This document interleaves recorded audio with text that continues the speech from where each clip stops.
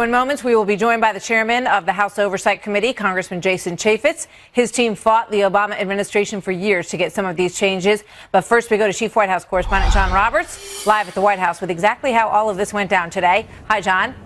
Martha, good evening to you. You know, all during the campaign trail, there was a running question. Would President Trump make good on his pledge to build a border wall, or would the wall simply fall to the pressure of politics once he got to Washington, D.C.? Well, today, he made good on that promise, signing an executive order, a sweeping series of new measures to enhance border security along the southern border. First and foremost among them, construction of a new wall, which by some estimates could cost $25 billion. Though as a candidate, President Trump said it would be more like $8 to $12 billion.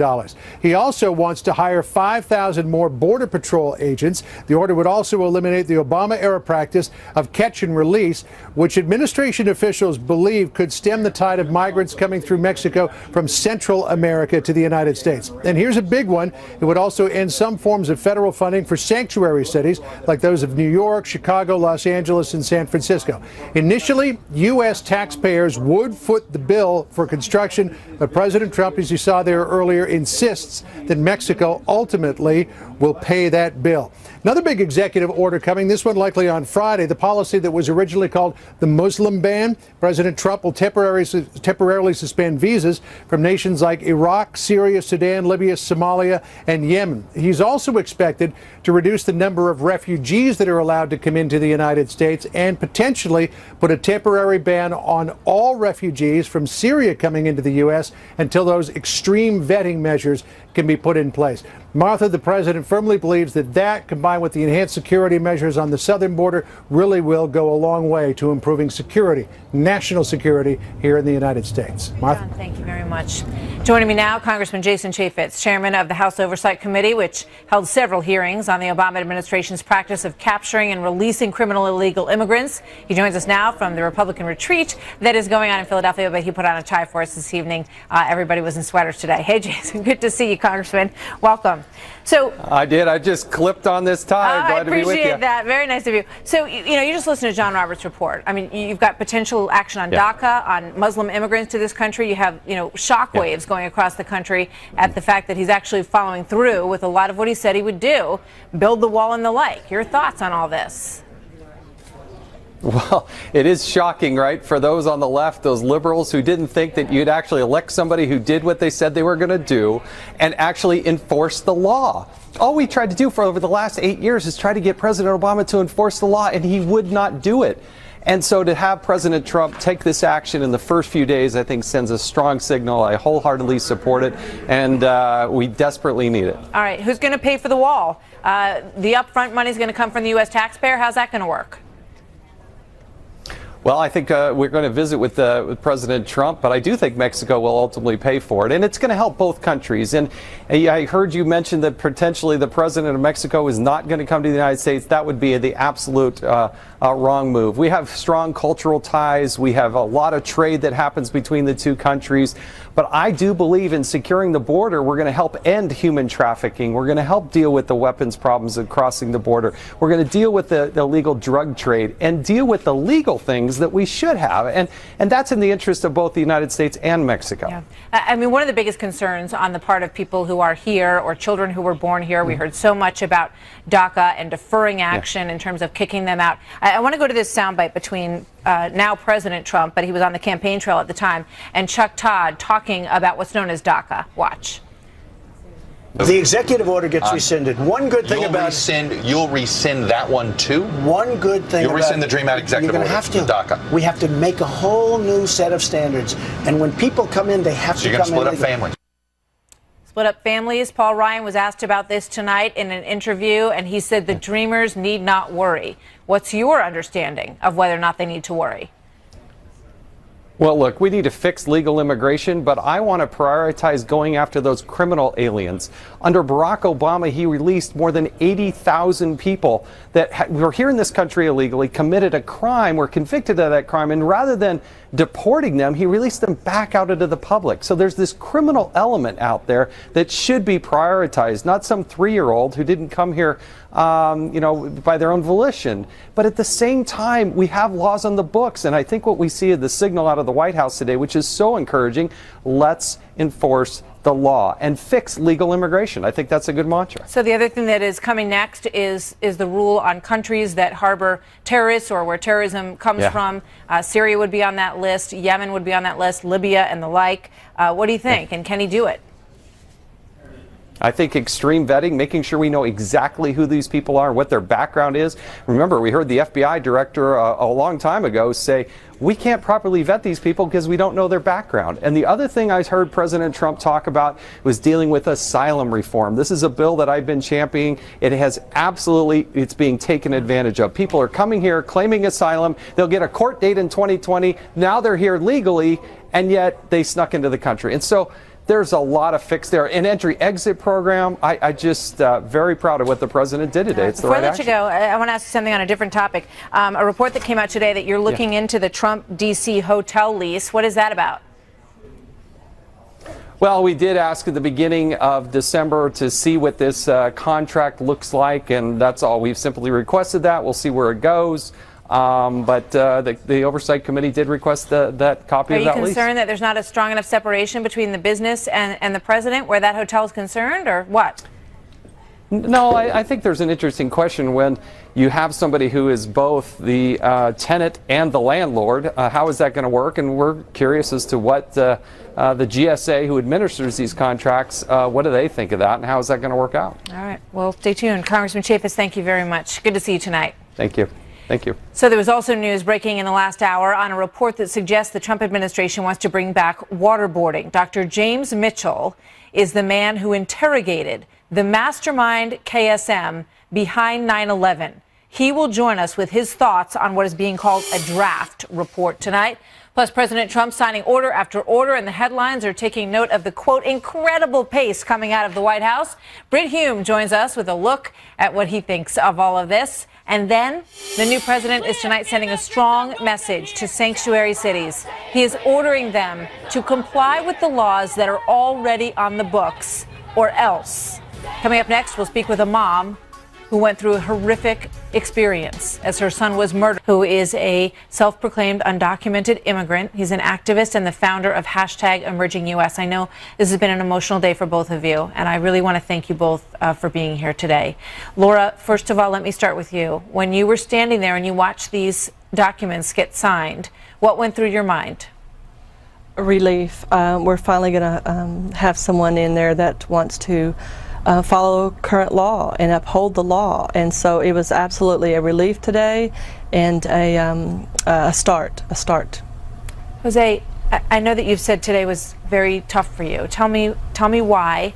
And when you look at the fact that what he's talking about doing is enforcing laws that are already part of the federal legal canon of the country.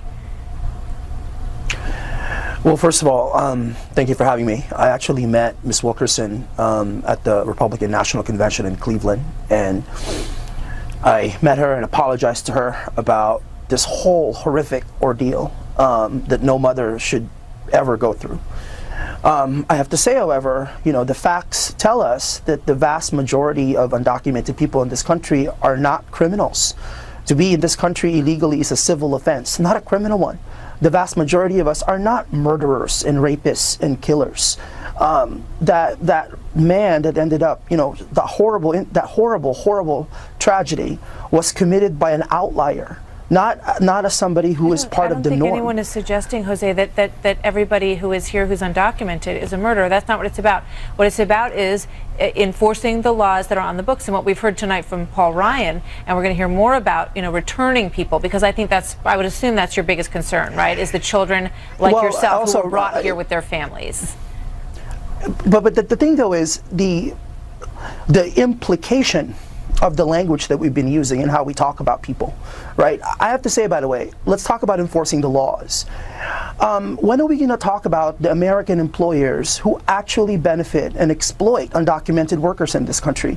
I'm in California, right? Home to 2 million undocumented people. Are we going to talk about the U.S. employers, the American employers, and how they benefit from us? How about Texas? 1.8 million undocumented people in the state of Texas. The construction industry would not survive in Texas without undocumented workers. I think there are two sides to the story. Are we going to enforce those laws? But let me ask you, and Laura, let me ask you to weigh in on this, because you hear what Jose is saying in terms of the people who are here.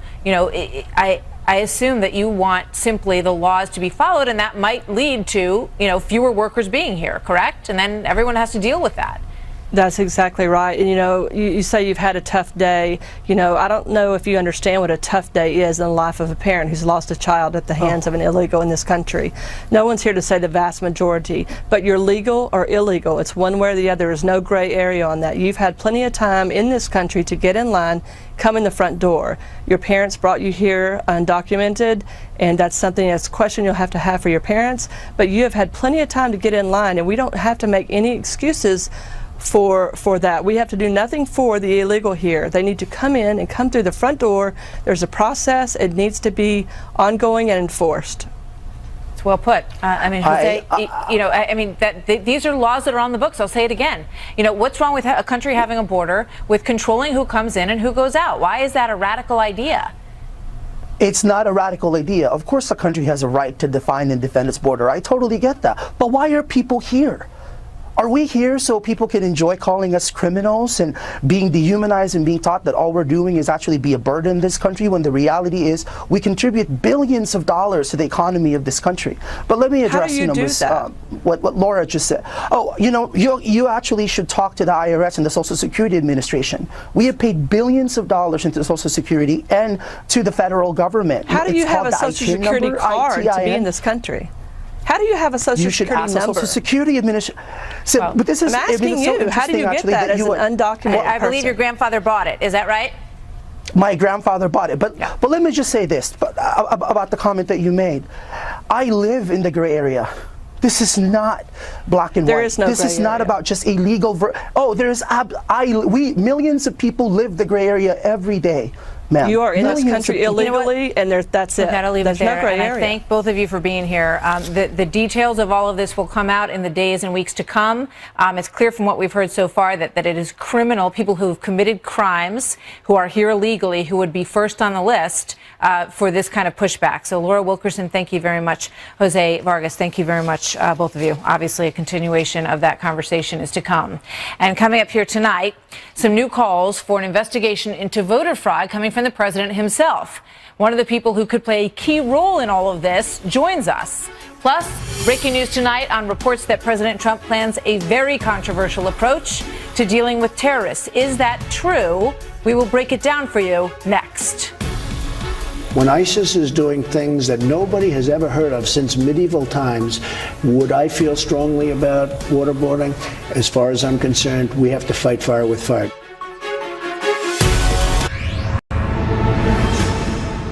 Breaking tonight, could President Trump be bringing back enhanced interrogation?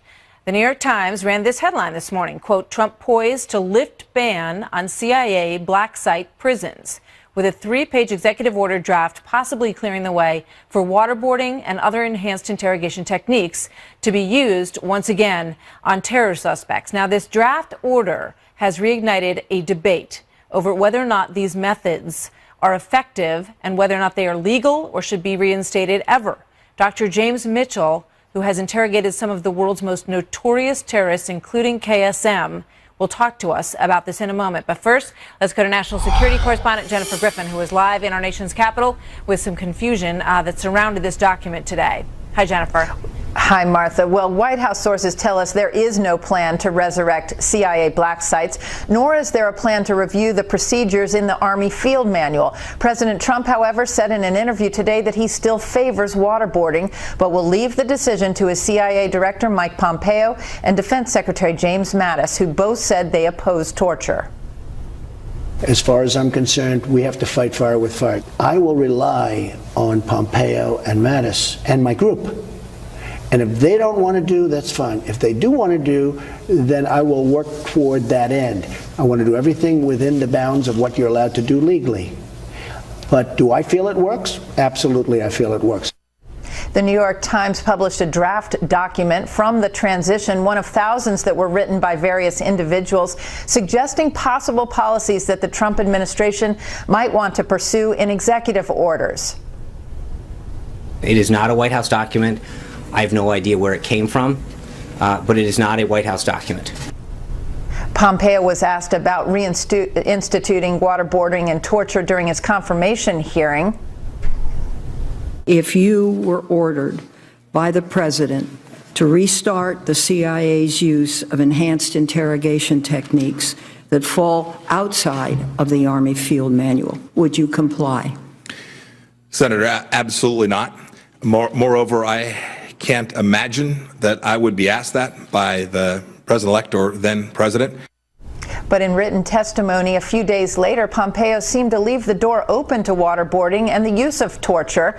Quote, if experts believed current law was an impediment to gathering vital intelligence to protect the country, I would want to understand such impediments and whether any recommendations were appropriate for changing current law. The reaction from the Hill was swift, with Senator John McCain saying the law is the law and that America is not bringing back torture. Back to you, Martha. Jennifer, thank you very much. So joining us now, Dr. James Mitchell, author of Enhanced Interrogation: Inside the Minds and Motives of the Islamic Terrorists Trying to Destroy America.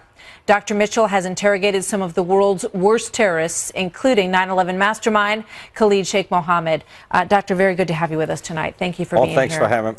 You know, thank you for having me on. Thank you. In terms of the news that broke today, when you read this story and you heard about this document that had been circulated, which talked about bringing these things back, what went through your mind? Where do you think this came from? I have no idea where it came from, but in my mind, it would make perfect sense for the new president to try to get a handle on whether things were working or they weren't working. I don't know whether that documents are fake. I have no inside knowledge about that. But it does make sense to take a look at whether or not the current measures that we have or what we need to have to protect ourselves. So after 9/11, you were asked to come up with interrogation techniques because you had taught our military how to avoid that kind of grueling questioning and not break down. So you did the reverse and reverse engineered it, essentially. Tell everybody at home what you did to KSM, Khalid Sheikh Mohammed, the mastermind behind 9/11, and how you broke him. Well, we wouldn't use the word broke. I mean, we did waterboard him. He was actually very good about avoiding the waterboard. The thing that actually got him cooperating enough that we could use social influence, which is really what's important to use more so than the EITs, is social influence techniques, was walling and sleep deprivation. But once he was only subjected to enhanced interrogation for 21 days. That's 3 weeks. He was in CIA custody before he was moved to Guantanamo for another 170 weeks where he cooperated. So this emphasis on EITs and this emphasis on how long they were subjected to it, I think, is overplayed.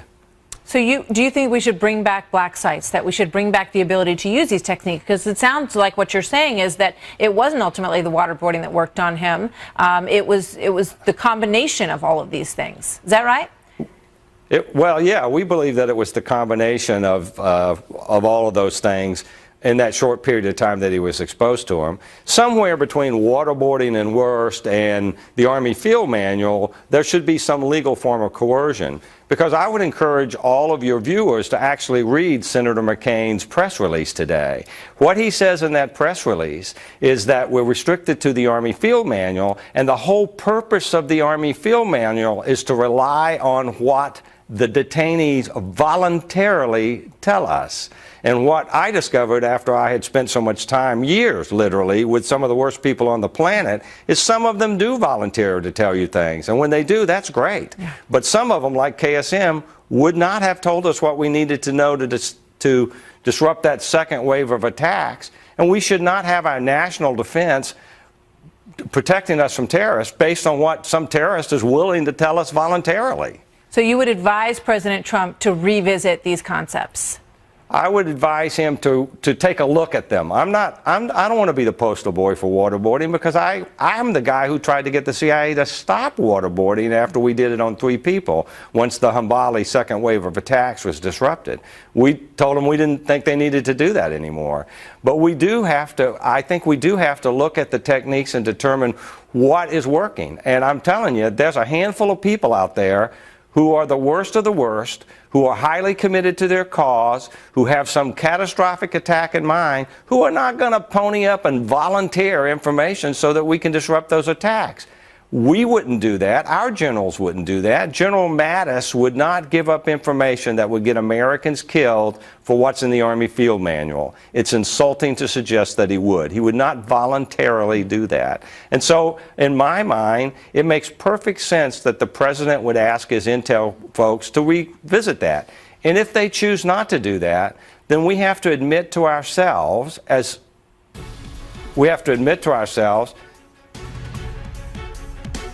Dr. Mitchell, thank you.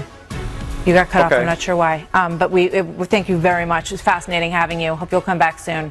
Dr. Mitchell, wow, what a story. All right, so more to come tonight. When Donald Trump won the White House, some folks on the left made a dramatic prediction about what would happen next in our economy. And tonight,